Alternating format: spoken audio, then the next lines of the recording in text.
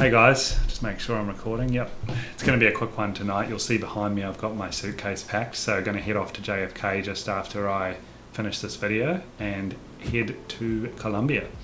So I thought it would be a good sort of inflection point to reflect on, what New York's done for me, what I've learned from this experience, because it's the first time in my life that I've done a proper lock-in or monk mode, whatever you want to call it. I know it's been trending on social media, like basically going dark or locking in. And to be honest, like throughout my life, I've done different versions of it. I've done to varying degrees of extremity. This one by far is the most extreme I've ever done. So what was different in New York? Well, no alcohol. So I got here on the 23rd of June. It's now 19th of September. That's been rough. I think it's 89 days exactly, or thereabouts, because I can only stay for 90 at a time.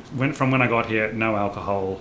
I don't know anybody in the city at all, like literally not a single friend, not a contact. That made it very easy to just focus on what I needed to do. I got here and I'd been on holiday in Europe the month before. Still, it was a working holiday. I had client work that I had to do, so it wasn't a proper holiday, but it was a nice time. But I got here having sort of lived it up in Europe with mum and dad, had a few too many big nights, and I looked in the mirror and I was like, what am I doing, man? Like, seriously. In terms of, I looked in the mirror at my reflection and I was like, I've been gymming for years, literally my whole life, pretty much, with no breaks, and I still don't look great. Like, I look fine. I just look like just an average dude. And I was just, I guess overly discontent with how I looked in the mirror. I was like, there's got to be more to it than this. I'm doing something wrong. I thought about it, researched, and put together a proper program. I realized that actually I was carrying a whole bunch more body fat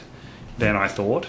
Like, I estimated I was roughly around 14% body fat, and then followed a program for the first 6 weeks when I got here and cut 10 pounds in 6 weeks, and then have basically got my diet totally under control and have been sort of following a lean bulk program since then, and have regained roughly 3.5 pounds. So literally as I leave New York, I guess one thing, I was thinking about the receipts the lock-in has delivered, and one thing is best shape of my life, hands down. I hit a PB, hit multiple PBs in my running, so I'm a massive fan of getting out in the sun and going for runs in the morning. Great way to start the day. I basically hit an outdoor PB on a 5 kilometre run. I've hit PBs on various sprints, which means I'm literally the fastest I've ever been in my life, and not quite the strongest, but in the next 3 months, I'll overtake the strongest I've ever been, but definitely the best shape. Like, I would estimate my body fat percentage now is below 9%, possibly around 8.5. I haven't got a proper scan or anything, but looking in the mirror, it doesn't even look like, I'm not used to it yet. It doesn't look like me. It's not what I'm used to seeing. That's been sort of number one. That's something that really, I had the opportunity to do it my whole life, and now I don't know why it took me so long. With fitness and diet, you really have to dial it in. Like, if you want to get a top outcome, you've really got to take it seriously. You can't just be showing up at the gym 4 days a week and following a diet 80% of the time. It's like, that just won't, it's better than doing nothing, don't get me wrong, but it won't get you to that elite tier. So that's been a huge win, and it's like I've developed habits from literally training every single day, and I haven't had a single cheat meal. I haven't had anything at all for the whole time. Everything's been on program. That, while it's a bit robotic, like, it's just delivered an amazing result, and it's like I am now extremely motivated to continue it going forward. So that's one thing. In terms of business, I was already selling time for money as a consultant, basically running from January all the way through till now, pretty much. That has been consistently making me reasonable income, 5-figure income a month, between $10,000 and $20,000 usually per month. So reasonably consistent and solid. But the more money I make, it means literally the more I worked, and that was something that I knew had to change. There was no leverage in the model. It was totally linear. It was like work more, get paid more, but have less time to enjoy life. And so I got here, and so looking in the mirror, it wasn't just about looking at my body and going, I'm sick of looking like a skinny fat loser, but I was also like, how long am I really going to continue selling my time for money for? Like, I've been doing this my whole career. There's a better way to do this. I've read all the books. It's time to build something that scales. And so because I was 100% focused on, okay, what's next? How are we going to structure this into a new business plan that's actually going to work, that's validated, or that I'm 100% confident I can deliver on, that's going to work. The focus of total lock-in, no alcohol, no social distractions or drift for literally 3 months straight allowed me to formulate that exact plan, think through everything, develop the initial templates and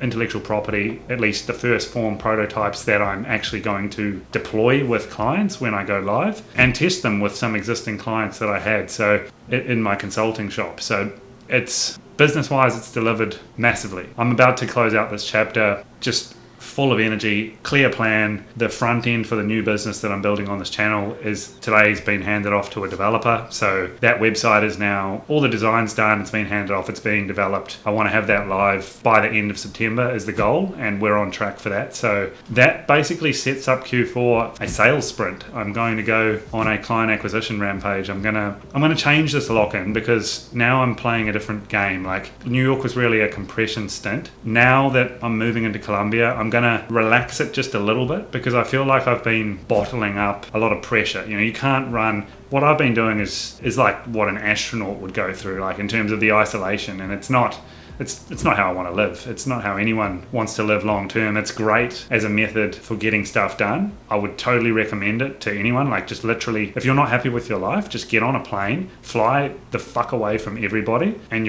where it's literally just you don't know anybody, and you'll literally have no choice but to figure it out in your own time. And that's pretty much what I've done here. I flew away from everyone. I've been lonely at times, I've missed my friends and family, but I've figured precisely where my place in the world is and what I need to do, and got the wheels spinning. Like a lot of stuff has come from that. I mean, literally I'm sitting here recording this YouTube video as I'm about to leave the city.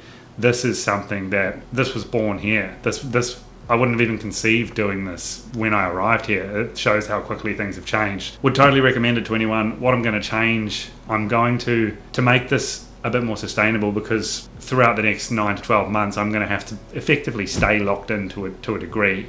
But if I stay full monk mode, no alcohol, no socializing, I'm just going to end up, it's just not going to work. I reflected on it yesterday and I was like, this is not realistically going to be sustainable, and nor productive. It'll become to a point where there'll be so much bottled pressure it just won't be productive. I'll just, I'll feel like screaming. I'll need a beer so bad I'll be crawling over broken glass to try and get up to a rooftop bar. So we're going to alcohol I'm going to reintroduce, but not in a leisurely fashion. I'm going to allow myself a drink when I get a significant win in the business, which I'll share on this channel. So for example, if I close a brand new client onto a retainer deal, that will warrant going up to a rooftop bar for a drink, or going for a nice steak and a red wine, something like that. So I'm going to reintroduce a bit of novelty there. I guess also plan to reintroduce some socializing at least once a week, or at the minimum once a fortnight, just so I'm not operating in a lonely silo. And I think Medellin, I've lived there before, it's a great city to do that. It's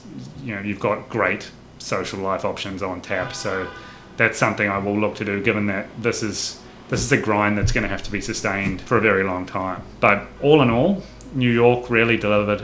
Would totally recommend it to anyone. I would do it all again in a heartbeat. I have nothing but, I'm going to look back on this, I think, in 10 years or 20 years time as the crucible of my life, sort of that critical juncture where everything before it was sort of a prelude, and then everything after it was me. Like that was it, that was the plan. That's what it feels like. It really feels like a turning point in my life. It feels like I've inverted my whole trajectory by coming here and just totally locking in and sorting all my shit out. So really excited to go jump on that fucking plane, get back to Colombia. It's been a couple years. I fucking love Colombia. Really excited to get there, and I'll see you guys on the other side.